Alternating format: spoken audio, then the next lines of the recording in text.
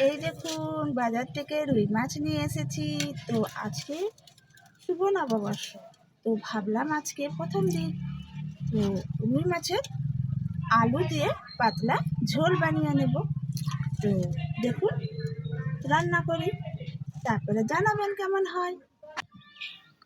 প্রথমে আঁশ ছাড়িয়ে ভালোভাবে কেটে ধুয়ে নিয়েছি। এখন লবণ দিয়ে হলুদ একটু দিয়ে দিলাম আর ভালোভাবে মাখিয়ে নেব। ভালোভাবে মাখানো হয়ে গেল।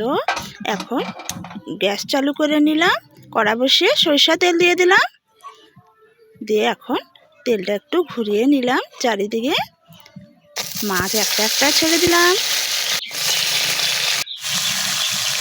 এইভাবে সবগুলো মাছ ছেড়ে নেব। দিয়ে এই দেখুন উল্টে পাল্টে নেব। এই যে হয়ে এসছে, এই দেখুন লাল লাল হয়ে গেছে, কত সুন্দর হয়ে গেছে। মাছগুলো এখন সব একটা একটা করে নামিয়ে নেব।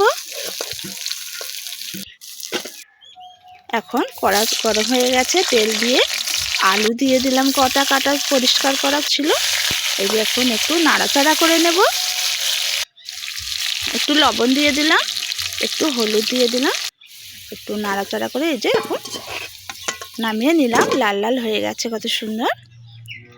এখন বাটার জন্য মশলা রেডি করেছি। পেঁয়াজ কুচি, আদা কুচি, রসুন কোয়া আর টমেটো কুচি আর একটা শুকনো লঙ্কা আর অল্প পরিমাণে জল। এখন ঢাকা দিয়ে ওটা বেটে আনবো। এই যে তেল গরম হয়ে গেছে, একটু কালো জিরে দিয়ে দিলাম, তেজপাতা দুটো দিয়ে দিলাম আর বাটা মশলাটা দিয়ে দিলাম। দিয়ে হলুদ গুঁড়ো দিয়ে দিলাম, নুন দিয়ে দিলাম আর গরম মশলা, ধনে গুঁড়ো, জিরে গুঁড়ো সব মিক্সড ছিল দিয়ে দিলাম। লাস্টে আলুটা দিয়ে দিলাম। মশলাটা ভাজা হয়ে যাওয়ার পর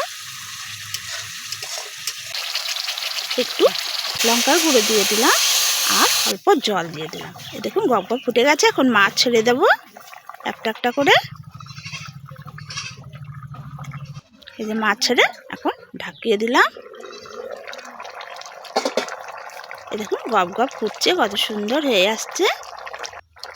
অল্প ধনেপাতা দিয়ে দিলাম। এই দেখুন কমপ্লিট। এইভাবেই বাড়িতে মাছের ঝোল বানিয়ে নিলে খুবই সুন্দর হয়।